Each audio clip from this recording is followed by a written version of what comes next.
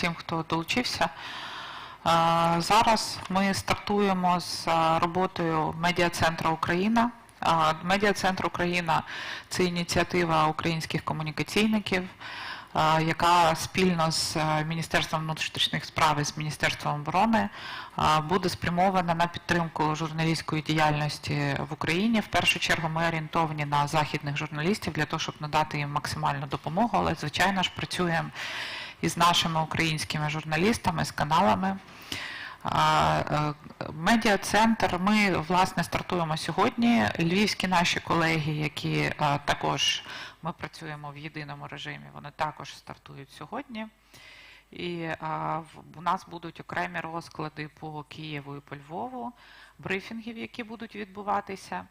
І ми про всі ці брифінги будемо повідомляти в нашому телеграм-каналі. У вас у всіх є посилання, у нас тут на місці є посилання, ви можете доєднуватися до телеграм-каналів і телеграм-каналу, і там будуть апдейти по всіх розкладах і по всіх спікерах. Прошу доєднатися для того, щоб ми просто не в змозі відповідати на всі особисті повідомлення від всіх журналістів. Це перше. Друге, зараз у вас є лінки на трансляцію на YouTube. Вся трансляція відбувається двома мовами, у нас є два канали. Один транслює англійською, другий транслює українською. Ви можете брати картинку і розповсюджувати таким чином, як вам зручно. З завтрашнього дня ці YouTube-канали будуть постійними. Ми завтра змінимо лінки і вони вже запрацюють в постійному режимі. Тому прошу вас долучатися, підписуватися і спостерігати за ними. Я хочу сказати, що тут на місці працює команда, невеличка команда, але працює. Мене звуть Аліна Фролова. Я є заступником правління Центру оборонних стратегій аналітичного синктенку. Оль, на сайті також є Оля Атаманова, яка працює зі мною, яка буде очолювати цей центр. Тобто ви можете звертатися, всі контакти у вас є. Тепер ми дуже вдячні Skyloft готелю за те, що вони прийняли нас на надали нам можливість. Ми дуже вдячні всім партнерам, які передали техніку, обладнання, людей і дали можливість запустити це в мінімальні строки. Якщо у журналістів є потреба, ви можете зупинятися в цьому готелі. Я думаю, що буде так зручніше для вас. Будь ласка, розміщуйтесь. Тепер ми будемо, крім того, що ми даємо брифінги, ми будемо допомагати західним журналістам, західним медіакомандам працювати в Україні. Тобто будемо намагатись допомагати з фіксерами, з організаційними питаннями, з питаннями акредитації, якщо вони виникають. Можете звертатися, ми зробимо все, що ми можемо в максимально короткі строки. Ми з вами знаходимося. Our team on site asks you to go to the shelter. Please don't discuss those requests. Just go to the shelter. There is a shelter here. We have placed directions to that shelter everywhere, so should there be any danger, you're welcome to go to the shelter. Also, before some briefings, the premises will be checked, so we will ask you to leave the premises, to leave the room, so that we can check it from security perspective, and then you will be let in again. Today we are to have three briefings. The first of them will be by the team from Ministry of Internal Affairs, and that first briefing will be about the killing of a US journalist which happened yesterday, and also that video broadcasted by Ramzan Kadyrov about his presence in Ukraine. Then there will be a briefing by the Ministry of Defense about the current situation, and at 3 p.m. there will be a briefing with Russian prisoners of war, which are conscripts. You see, Mr. Putin told us that they have no conscripts here, just contract soldiers, but there are conscripts. You're welcome to submit any comments on organizational issues to our team, because we are running in the test mode now. We'll be handling those, and now we are to start our first briefing, and I'd like to introduce Vadim Denisenko, advisor to the Ministry of Internal Affairs of Ukraine. I have already announced the topic of this briefing, so Vadim, you're welcome. Good afternoon, dear colleagues. Good afternoon, dear colleagues. On behalf of the Ministry of Internal Affairs of Ukraine, I would like to first of all thank everybody who has been disseminating information about what's happening in Ukraine, who disseminate the truth about our war. As already said, the subject of our briefing is about two things. First of all, yesterday, a journalist from the United States was killed, Anthony Renaud-Brand, and his other colleague was wounded. Juan Diego Arredondo was wounded there. Basically, what we could tell you now, yesterday, on the 13th of March, about 1:30, 1:40 p.m., those two journalists from Time publication approached a broken bridge near Irpin between Romanivka village and town of Irpin in order to document the consequences of so-called special operation, or, as we all understand it, real war that the Russian Federation is running in Ukraine. After that, they crossed the bridge to the other side of the river and started walking towards the town of Irpin. They were approached by a driver from Lada car, painted in green, and suggested that he would accompany them across the town to another broken bridge, exploded bridge that they were looking for.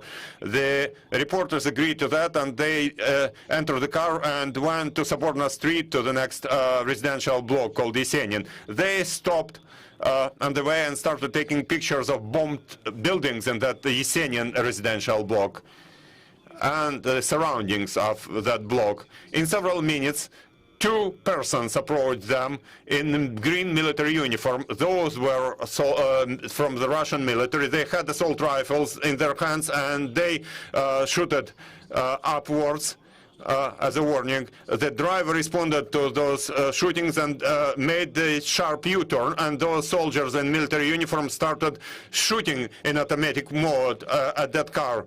And during that shooting, Anthony Brent Renaud died because of wounds. He was shot in the head. The other journalist, Juan Diego Arredondo, born in 1975, was wounded with a bullet, and he has now been receiving medical care in Ahmadid Hospital in the city of Kyiv, and there is no threat for his life at the moment. His life is not under danger, as doctors say. Basically, since this car in which those journalists were moving was broken, technically they had to change to another car and to move the dead body to that car, which brought them to the bridge in Romanivka village. After that, the journalists crossed the bridge with ambulances, and they were brought to the city of Kyiv, where that wounded journalist was brought to Ahmadid Hospital. That's basically the up-to-date information that we have about the information we have about that yesterday's incident where Russian invaders killed the U.S. journalist. Also, one of the important happenings yesterday was a video broadcasted by Ramzan Kadyrov, head of Chechnya, which is allegedly here in Ukraine. I'm not authorized to comment whether Ramzan Kadyrov is actually in Ukraine or not, but if you discuss the reasons for that video from the shelter, from the bunker, we have to mention several important things. First of all, in that video, there is a conversation recorded between Ramzan Kadyrov and the military from his so-called guards. And we can hear there that people from that guard approached the orphanage, and in that orphanage they haven't found any children there. It's quite likely that we think that one of the goals of those Kadyrov people is the orphanage in the city of Warzel, town of Warzel, and one of the goals was to capture those children, to use them, to take them hostages, so that later they would threaten Ukraine and the whole world, telling that they are keeping those children as hostages, or God save us, but maybe something worse would happen. Luckily, we managed to evacuate children even before that, so there were no children in that building. We have also to mention several other things which are very important. Why this video appeared? One important thing is this. In Russia, recently, even in Russia, but also in Ukraine, we have mentioned it many times already, and on the global scale, it has been mentioned many times that those Chechen guards play the role of so-called stopping units. Stopping units, you know, they are that term appeared in 1917, 1918 during the Bolshevik Revolution of 1917, 1918, when when Lev Trotsky raised an idea that behind the backs of those soldiers there would be those stopping units, and their objective, their task was this: when soldiers start fleeing, they would start shooting at them, forcing those soldiers to stay there in the trenches, to stay in the battlefield. And recently, among the radio communications intercepted, radio communications between the Russian military that we intercepted, we hear about the appearance of such stopping units. And it's also discussed in Russia quite a lot that Chechens are serving this role of stopping units in this war, this punishment role. So obviously Kadyrov had to show, to demonstrate that they're planning some military operation, that they're doing something, although by and large, and in that way they would have to stop the information disseminated also in Russian Federation, whereby they say that Chechens are nothing but those stopping units. Kadyrov wanted to change that idea, to change that opinion. The second important point for Kadyrov is this: during the first day of the war, quite a large part of his so-called guards were defeated near Kyiv, including near the town of Bucha. I think that many of you saw the videos with a lot of military equipment and vehicles broken in the city of Bucha, and it's considered that some Kadyrov people were there. More to it, one of the generals, Kadyrov's generals, was killed in that combat action, and quite a lot of so-called Kadyrov people were killed there. And it's important to hide this information in the Republic of Chechnya, and we understand that part of some elite troops, elite units of those Kadyrov guards were defeated there. So Kadyrov definitely understands that it would result in certain frictions inside Chechnya, in some problems inside Chechnya.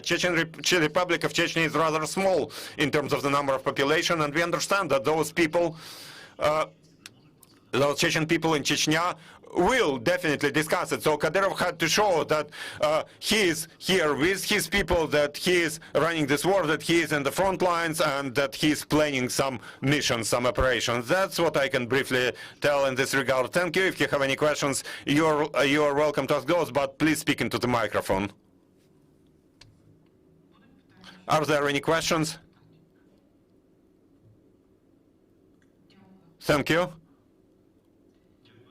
Thank you, then. Then our next briefing will be here in half an hour, and it will be a briefing by the Ministry of Defense of Ukraine.